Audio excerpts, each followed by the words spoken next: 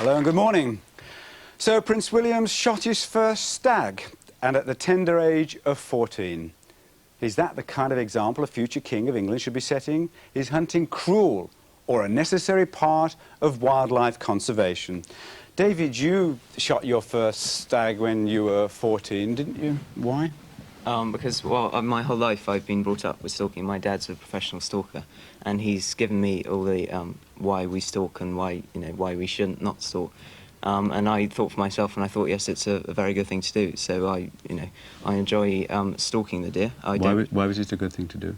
Oh, well, because if you don't kill them, they'll just get overpopulated and they'll die of starvation and old age and disease. So you had this stag? Oh, I had a buck, actually. A buck in your sights? Yeah. Where? How do you mean where? Where were you? Well, I was in Suffolk, in the wood. In the woods? Yeah. And you got him lined up. What were you feeling? I wasn't really feeling anything. My whole mind was on the job of killing him humanely and with a good shot. And did you? Yes. And what did you feel then? I felt happy that I'd done the job well. The job being just to kill him, to cull him? Yeah, to kill him. You had any remorse? Well, no, I mean, I think if you are going to have any remorse, you think about it a few days before, a year before, and I'd made up my mind by then that it was the right thing to do. Therefore, I had no remorse of killing him. Claire? I'm 15. I just know I couldn't do it. I'd just like to know, I mean, is it necessary? Well, yes, isn't it? If you don't kill them, deer will just, have more and more babies, and they'll just get lots and lots more deer will appear, and eventually there'll be not enough vegetation to support them. Therefore, they'll start dying of starvation, old age, and disease. Yeah, but don't you think that if nature was left to control its own animals and wildlife, that it would make it even better? I don't think there's any need to go about killing animals. Well, we're here. We're humans. We've got we're think intelligently. We don't like being inhumane. And if you leave nature to do its job, for deer, they will die of starvation. They'll die of disease, and that's not humane. Was it the right thing for Prince William to be doing this at the same age? No, I don't know. David says no problem. He was quite competent and knowledgeable and professional about it. Clear shot, clear aim, no emotion, clinical, professional, dead, cold, done a job. He actually used the expression, I've done the job. Should Prince William be doing it? I don't think any child should be doing anything of the sort. I think children should be brought up to look after animals, and that way they learn to responsibility for other people and other things. But I think to keep animals in the wild and cull them in the wild is a lot less cruel than to lock up a hamster or a gerbil in a cage for its entire life and never let it out of there. And also, I mean, I went hunting... Prince William, you're happy about him doing that? You find it acceptable? I think that is acceptable if it was killed humanely. I went hunting for the first time when I was 13. By the time I'd been hunting? Fox hunting. But by the time most children are 13, they've seen so much more violence on TV and in the newspapers that seeing a fox being killed for the proper reasons is nothing compared to that. Well, right for Prince William at the age of 14. 13, she said, fine, not a problem. I think it's appalling. I go back to my very small childhood. My father was a chauffeur to a titled person in Reigate. They went up for hunting grouse and stags. I didn't know this. I was too small to know. To me, stags were Father Christmas. This stag came back, this beautiful stag, on the back of a shooting brake. And as I walked to a tiny top down here, and this is with me now, 50-odd years ago, and there's a tear rolling down this face, and I shall never... That haunts me. I think it's appalling. I think that... But it's been acknowledged now by two particularly high-up people, Jim Barrington and Stephen Watson from the Bedfordshire League Against Cruel Sports. They've left that organisation because they feel the only true friend of the fox is the hunter. I think to hunt anything is... We're talking about Prince William. What did you think about Prince William shooting a stag at the age of 14? Well, I'm 14 and I think that it's perfectly acceptable. I mean... you hunt? Well, I don't hunt myself because my horse isn't ready yet, but I would go if he was ready. I've been on mock hunts before and I know what goes on, and it's like...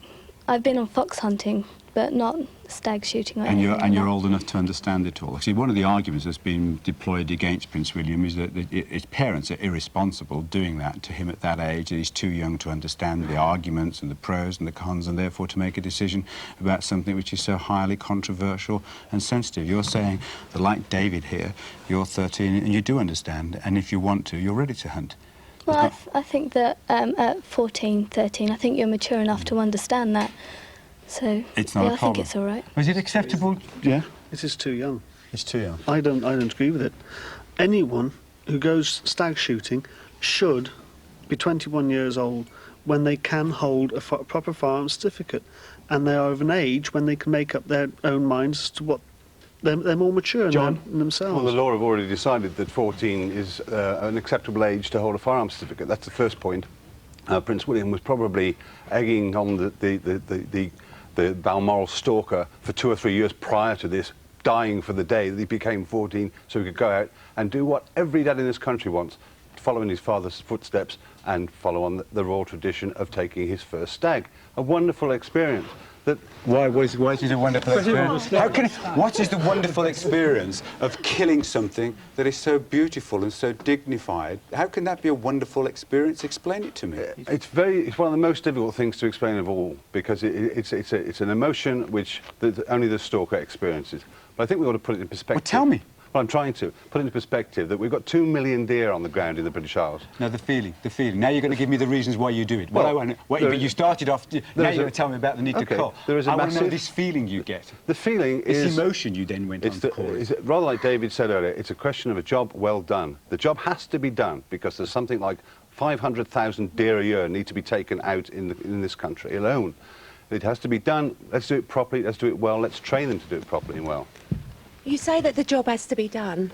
OK, perhaps it does have to be done, but shouldn't it be done by somebody that has been properly trained to do this job and not let a lot of amateurs out there shooting at anything that's going across the front of them? Total misconception. Prince William would have probably had the finest training available to any person in this country in terms of the head stalker at Balmoral, who's one of the most experienced deer people in the country. It's only one person you're talking about. What about all the hundreds and thousands of other people? They're all they trained. go out shooting. They're not all trained. Half of them are amateurs. You have to let the father or the parent have a say in that. I'm not saying that. And you're the parent. I am you're the David's parent. dad. I am David's Let father. her finish, Monica. Sorry. And I sussed him out, like any father would suss out his child, and saw him mature.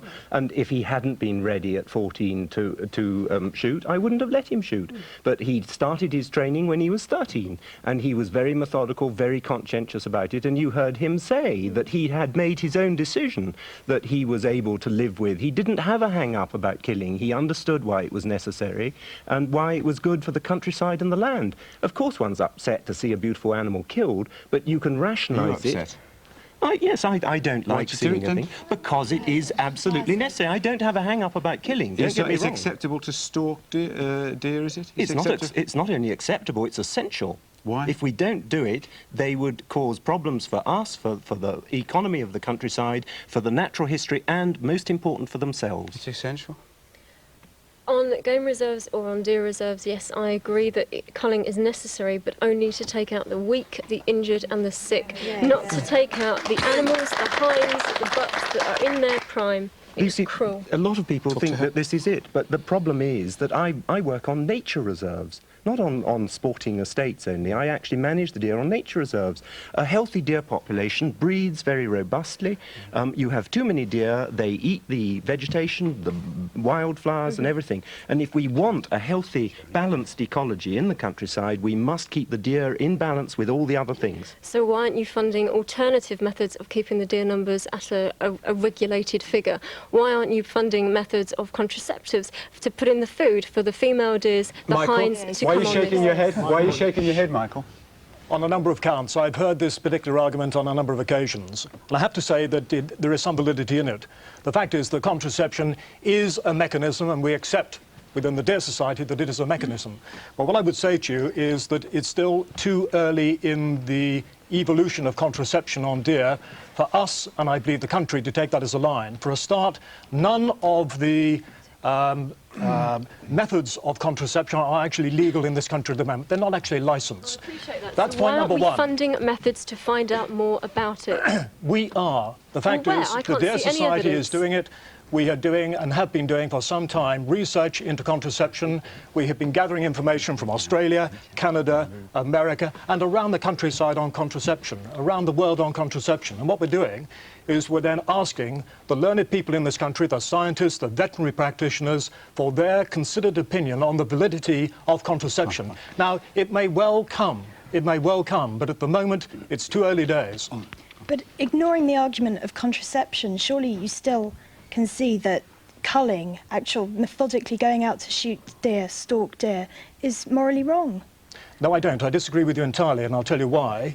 Hugh Rose has already touched on the basis of it.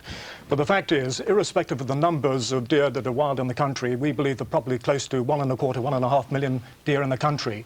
They breed, and they breed highly successfully. You can say that anywhere between 300,000 to 500,000 deer, new youngsters, every year. Now, there is no means of controlling that population, so every year you see that increase. Now, there is a die-off at the top, but nevertheless, the youngsters coming in at the bottom exceed the numbers going out at the top. And you get to a point where you reach a saturation with deer, and the deer have an impact on the environment, which we cannot live with. Well, so they have an impact on themselves. The stalkers that actually follow them around, traipsing the countryland, there's that argument as well. Well, I feel that myself, contraception is an important thing. You're saying other people are looking into it abroad, Australia and America and yes. others. What are they doing about it? Are they using contraception? Well, if so, why not? Why we? I think you're winning the argument here, haven't you? You've shifted the argument around. See, I would have gone hard on the morality, the cruelty, the kind of uncivilised thing. But here you've managed to be very deft and subtle and shift the argument. Now he's going to blame the Americans for not having come up with a contraceptive method. Well, it's cruel. It's cruel. It's a bloody cruel. You'd rather kill and shoot an animal than treat it normally like any other person does it with contraception. I'm quite happy to It comes down to you love killing animals. Okay. I'm quite happy to talk about shooting, but the question that was raised was I contraception. wouldn't shoot an animal in my life. The question I was asked was contraception, and the point I'm making to you is that there is considerable research. Now, I think what concerns me from the studies that we've done of the research so far, and I suspect that probably we are more advanced than any organisation in this audience in terms of the research on contraception, is that there is not a common view. You can take one expert in America who will say this is the complete answer. You then go to another expert who's been doing it for 15 years in Canada who says it has no application at all for wild deer. So one of the problems is contraception. But let's return to the kind of argument of principle, if you like, the rights and the wrongs. Should we be hunting stag? No, definitely not. Why? Well, I was brought up like Prince Charles' boy has been brought up to hunt. I was indoctrinated to hunt. And indoctrinated? I was indoctrinated to hunt. I was told that it was a very fair thing to do, that the animal either got killed or it got away. I wasn't told then that if an animal escapes after a long run, it may not be fit to breed for 2 years. It's in such a appalling condition. And I took up hunting and became a riding instructor. I took other people out hunting. People, the men whom I rode, supplied horses to the hunt, and a second horse to the hunt. And I very often rode a second horse for the actual huntsman. And when he changed over in the morning, his horse was in such a condition it was like driving a car with no tires on. It was absolutely exhausted. Now, I've seen the horses hunted and dropped dead through being overridden. The excitement is terrific by hunting, by a death at the end of it. They used to say to me at the end of the day, were you in it to death? You see, it's a wrong attitude. Unethical. Well, at one time, you see, I was brought up to understand that just like this boy, Charles' boy, I've forgotten his name, he's brought up to believe in it. Well, I don't care. I mean, you're anti-hunting and you can't remember the heir to the throne's name. I don't. Neither can I. Never mind. Good. We'll go to the tower together. It's unethical, Robin. Look, the whole thing... Hunting stag's unethical, my friend is saying. We've already talked about wildlife... We've already talked about wildlife management. And I'm sure even this gentleman would accept the people looking after the countryside are the landowners and the farmers.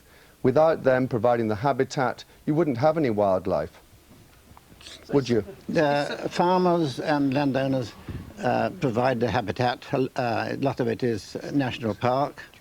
And not a lot of Britain.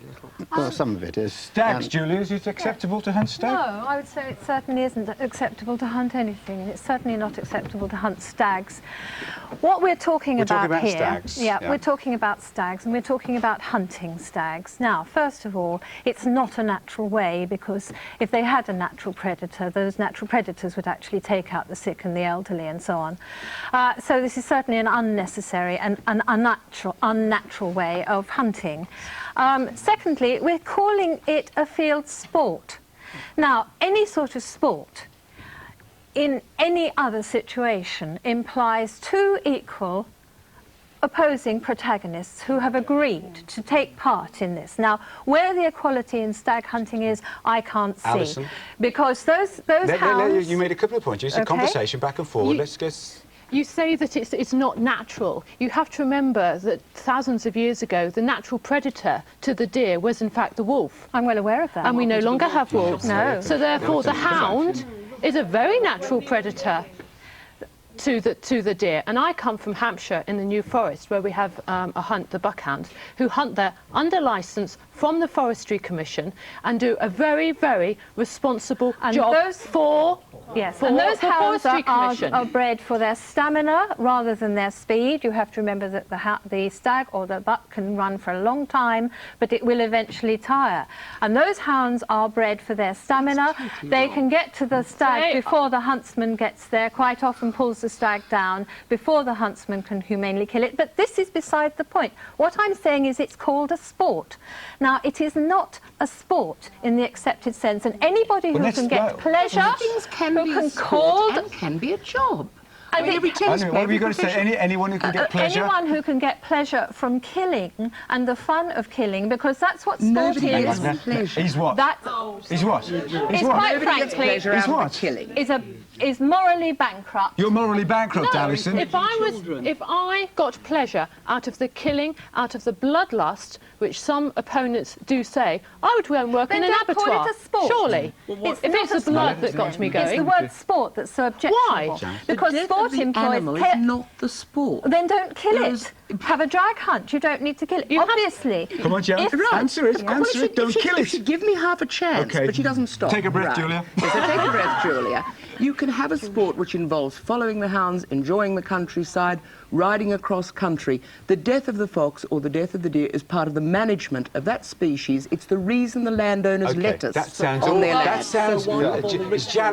sounds really lovely, doesn't it, the way you're saying it now? You're saying it with a nice... you are not taking out the elderly stag. You're saying it with a nice face and a pleasant smile. And how could looking at you or Alison, anybody imagine that either of you would deliberately harm or be cruel to anything? But the fact of the matter, it very often ends up being cruel. Look at the film, for example, that we can show you now, and the kind of things that happen here. This is, and this is not a new video, but that is not something that a civilised person should be doing, is it, Jim? Well, I would have a lot of difficulty trying to justify stag hunting. I think we're confusing things here. We're talking about the killing of any animal and the ways in which those animals are killed. And I would say that certainly as far as deer hunting is concerned, that you have to look at what may take its place if just a simple knee-jerk reaction ban comes in. If legislators are going to ban this activity, then they must be fully appraised of all the facts. And there is a study going on, Cambridge University at the moment, and I think that that should be waited for, the results of that should be waited for, and then... So you're agnostic on this? No, what I'm thinking of is that what I want doesn't really count. It's what happens outside. And I can ask for the world, I can ask for utopia. But if people outside have a very different view... What do you mean, people outside? We're the people outside. What's your view? What's your view?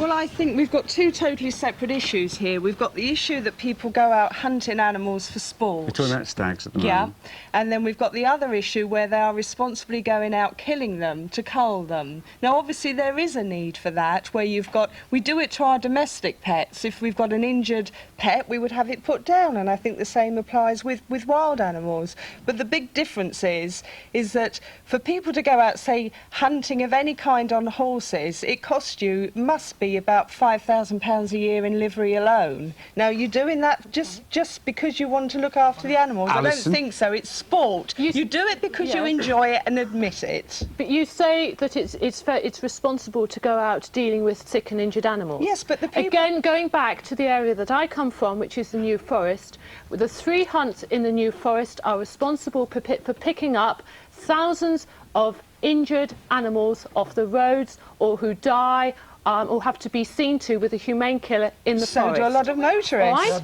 I mean, that doesn't justify it. It doesn't justify it. No, because the point is that the hounds are the only animal that can track the wounded deer that's been hit by a motorist or a lorry, they might report it, and the hounds are but taken you're to that also area, killing and they good, do track strong, it. healthy And when animals it goes at to the same bay, time. they do shoot it dead at close quarters. But you are also killing healthy animals at the same time. Diana, are you motivated by bloodlust? No, I'm not, but I am... Hang on, you don't know what she's going to say yet. Are you? No, I'm not motivated by bloodlust. I'll ask my friend's question then. Have you been blooded? No, I haven't actually, but that's unusual. I think I probably just escaped the net. Why do you hunt foxes? It was a long foxes? time ago. They Why don't do you that anymore anyway. Why do you hunt foxes? It's part of the fabric and tradition of the way I've grown up. And it's a privilege, actually, that I'm proud to carry on. Why is it a privilege? It started, I suppose, when the farmers had their plough horses and got them fit, very fit after ploughing. Their farm work was done. What were they going to do with these lovely horses? They loved their dogs and they loved to see them chase the natural predatory line, and they started following their dogs on horseback. You enjoy it? It's very exciting to watch a pack of hounds work as nature intended it to, and to be part of the predatory chain. You said to begin with, your first, and therefore one assumes it's the most important thing to you, because of the first point that you made when I asked why you did it. You said tradition. It's part of the countryside tradition. Traditions can be good and bad, can't they? Yes. There are very many bad traditions. We don't burn witches anymore. We don't put people in the stocks. Perhaps we should, but we don't. There are lots of. Just because it's a tradition doesn't make it inherently good, does it? No, obviously I've thought a lot about it. It's not something that you just How do you justify it?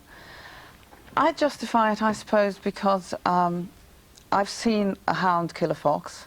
I've seen it drop dead with its neck broken, but it's dead before it hits the ground. I know for a fact, having seen it, that it is dead before the hounds get to it.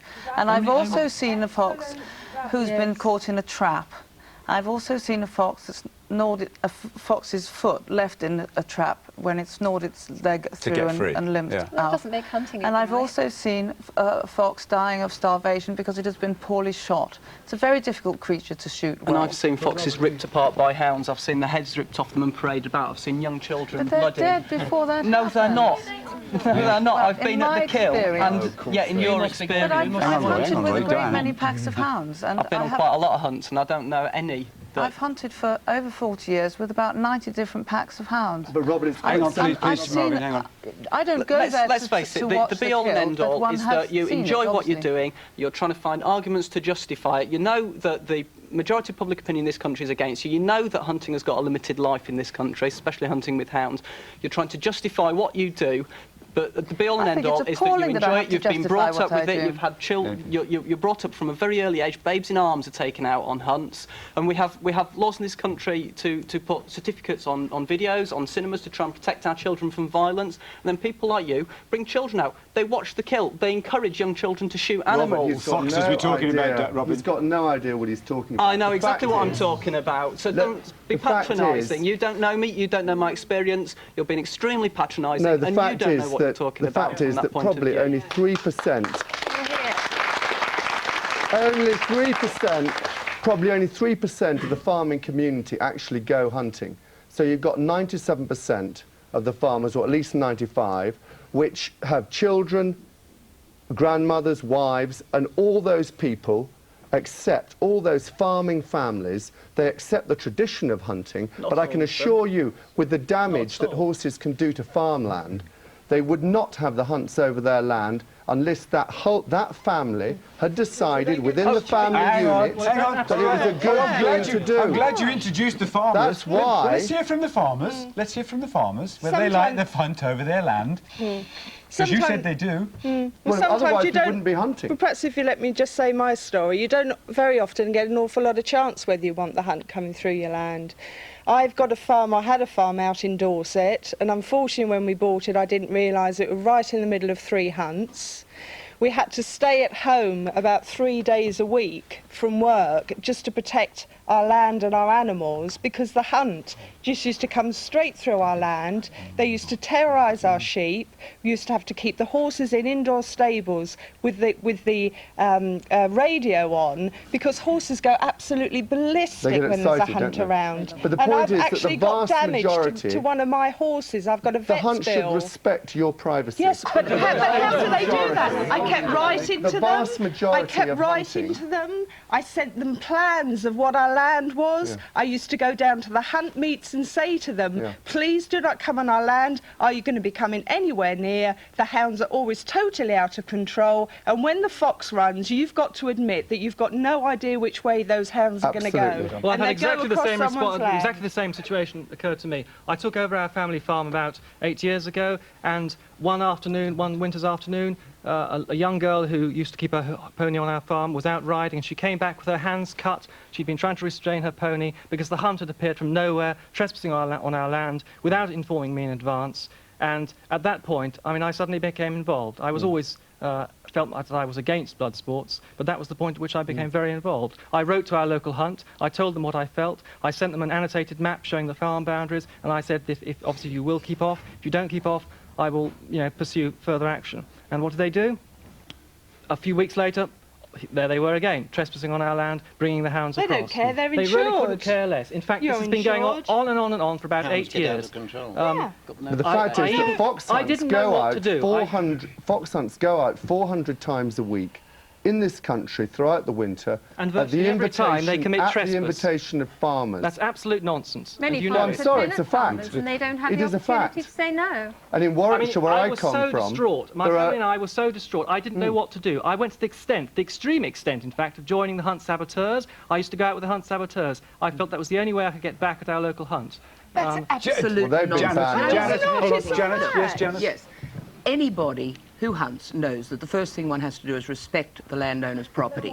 But if a hunt persistently trespass despite being asked not to, a civil action can be taken against that hunt, and it can cost them a great deal of money. The League Against Cruel Sports has done it and has funded farmers in taking cases. We were talking earlier, we were talking now about farmers, but we went off at a side issue because Robin raised the issue of farmers, and unknown to him, we've got farmers here who are very unhappy with the situation, as they've just indicated. But Diana, and I think you were talking about, Diana went to great length about the different forms of killing a fox, and all the time we were giving this impression it's all clinical, it's all professional, it's all very competent, it's all very clean. Look at this clip that John can tell me about. This doesn't seem to me to be at all clinical, or clean, or even very civilised, or for civilised people. This is the fox, John? Yeah, this is what most people don't recognise in hunting. It's the digging out of a fox which has gone to earth at the end of the chase.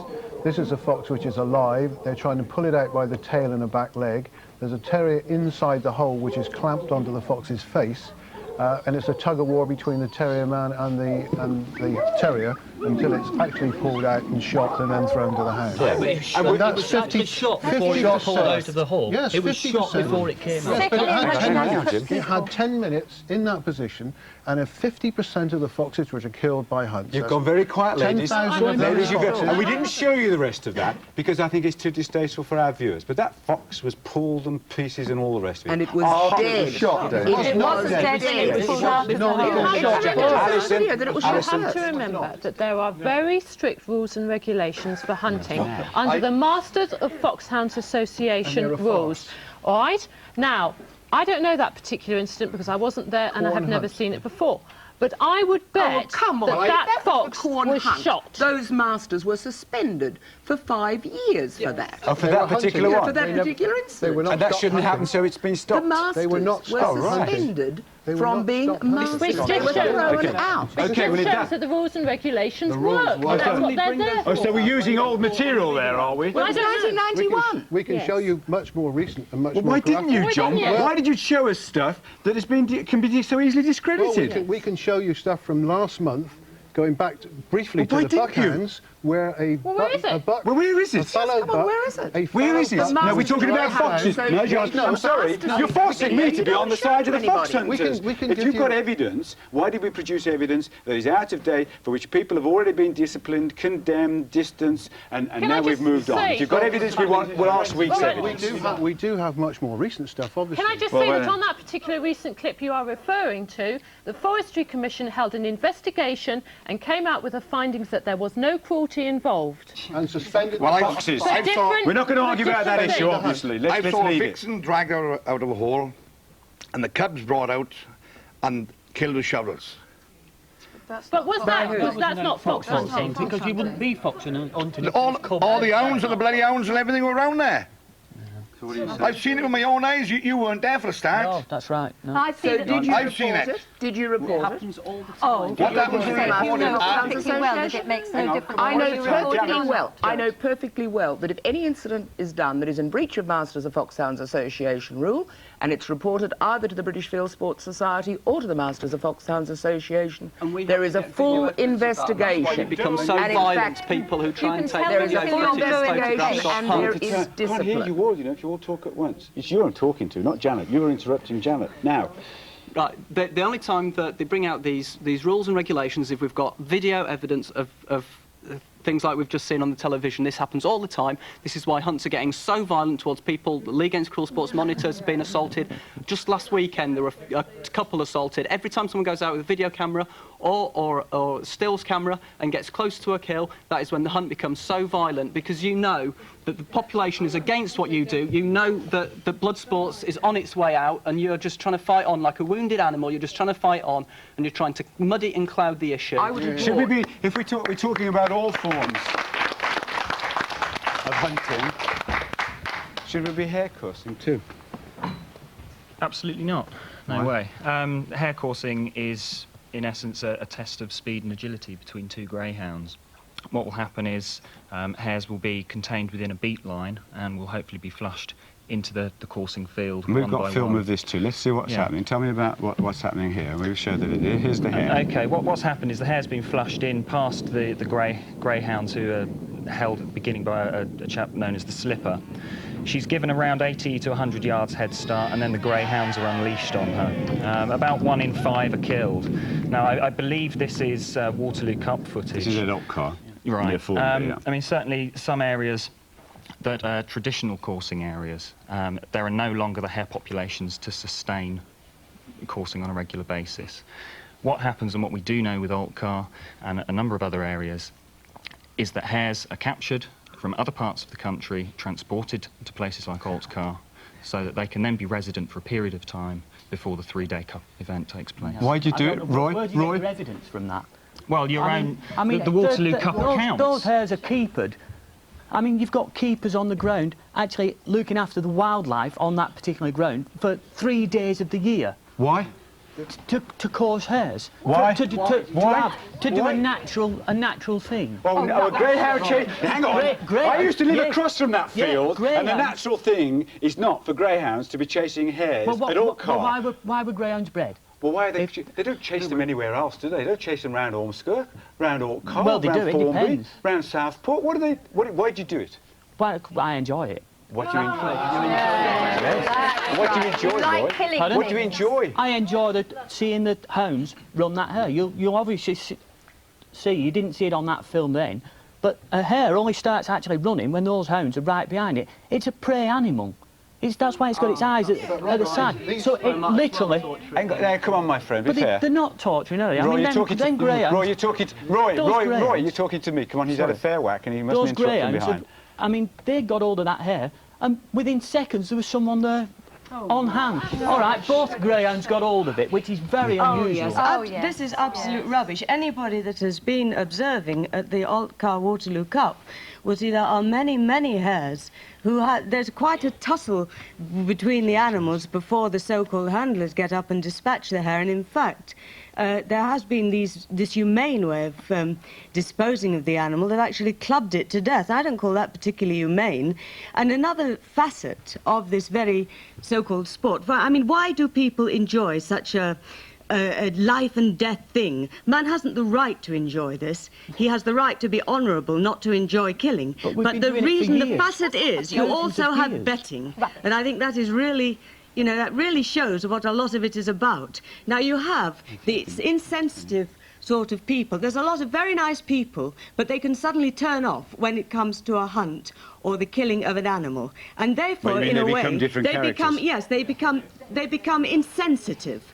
Now, we on the anti-side are very sensitive. We're very red-blooded about it. Yeah. It's the cold-blooded insensitivity of very nice people that really enjoy the activity that brings about the death of an animal. Now, as well as those nice people, it also encourages the scum of the earth, and you will find them in hare coursing all over the British Isles, and they will go lamping at night. And why do they do it? They do it under the mantle of hare coursing with your so-called prestigious Waterloo Cup and all this. I mean, we've been hunting animals with men for centuries. We've been fighting wars for centuries. And we're still doing it. Well, we don't think it's the right thing to do, though, do we? Well, no, we're not in favour of it. I mean, I think the traditional argument is just ridiculous. The RSPCA has been campaigning to protect animals for 170 years. We've seen the end of badger baiting, dog fighting, cockfighting. I think it's just a matter of time. I mean, society moves on. It's just a matter of time before we get rid of fox hunting and stag hunting and things like that. There's only a very small percentage of the animals actually killed, the foxes and the stags. They're actually killed with hounds. There are other methods employed where there is shown a need to actually destroy them. And I think the hunters know that, you know, their time is running out. And there's a vast majority of the population who actually would like to see an end to blood sports. And there's huge political support in Westminster. We've seen that when we've been trying to put legislation through. Michael? I think one of the things that worries me about the way the debate's going is that we're getting heavily involved in the emotional side and the sporting side. But it is emotional, isn't it? Yes, it is. But I think we're losing sight of one important issue, and that is that the wildlife in the countryside, particularly the species that we're talking about, and I'm not talking about hares specifically, but my side of the house, the deer side, and it applies to other populations as well, do actually need controlling. And I think what we need to look at... We're talking about hares now. Hares don't need controlling, do they? There's only 800,000. There used to be 4 million of them. Do they need... That's loss of habitat. That isn't hunting specifically. Well, in that case, if there's pressure from the habitat, you hadn't ought to add to it by hunting them, had you? But hunting, we've been doing hunting for centuries, so... why don't we stop building houses? We used to chop people's hands off for stealing, but we don't do it anymore. Perhaps you think that's the right thing to do, but we don't do it. Should we be doing this? Yeah, absolutely.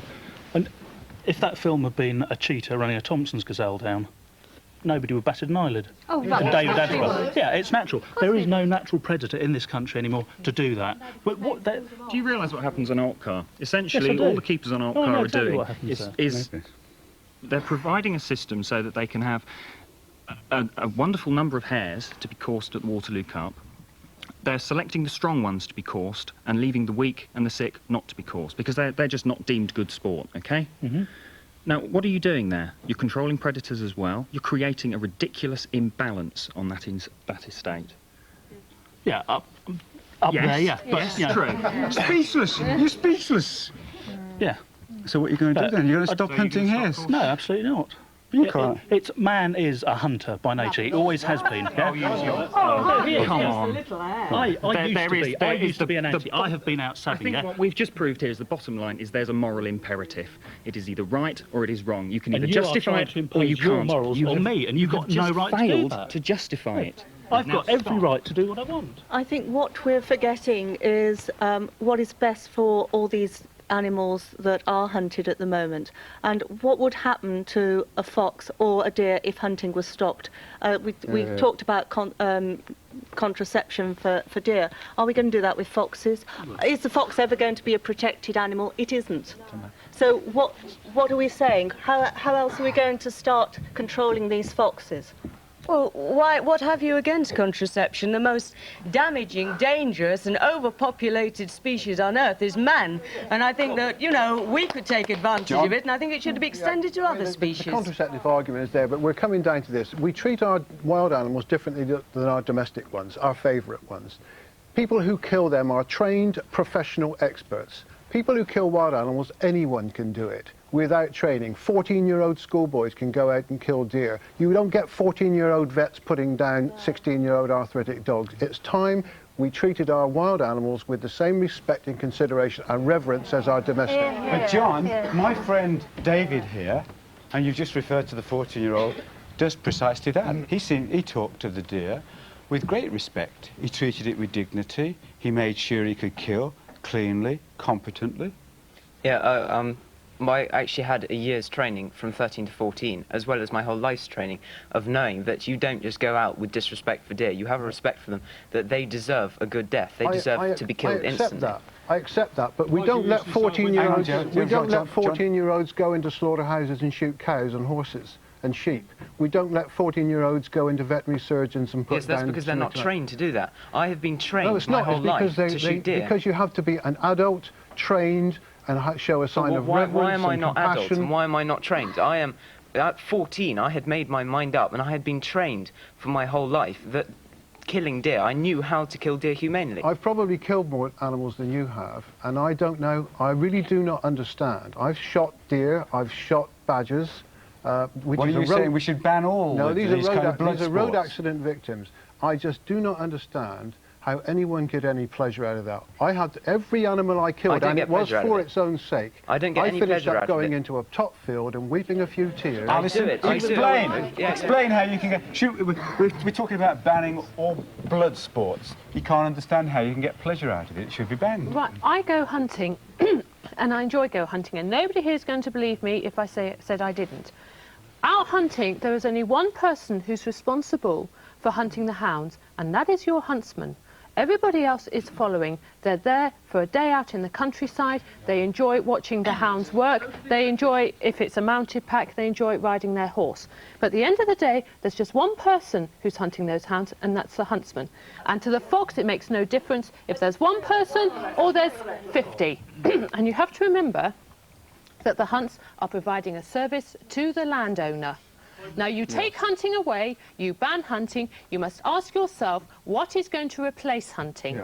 And I can assure you that something will, and we will see an increase in indiscriminate snaring. We may see a return of poisoning and gassing, which is terrible for all wildlife. Again, I think if other people saw what I saw at such a tender age, there'd be a lot more vegetarians as we are in this world. And it's the way you look when you're talking about it, the way your eyes are shining. This young boy here, I admire him for his honesty, but I can't comprehend. I feel there must be something missing. But she's saying that if you don't let the traditions of the countryside continue, the alternatives are going to be much worse. Well, I don't think so. Julie, there are many researches have been done, especially by the Department of Agriculture and Fisheries and Food in Scotland, and they've done research on foxes, and they have come up with the facts, and these are just facts that they have done their research on, that first of all, hunting really does very little to do away with the foxes, because you would actually have to get rid of 70%. I feel as bad as a huntsman here. Take care of yourselves. See you in the morning. They didn't do any research.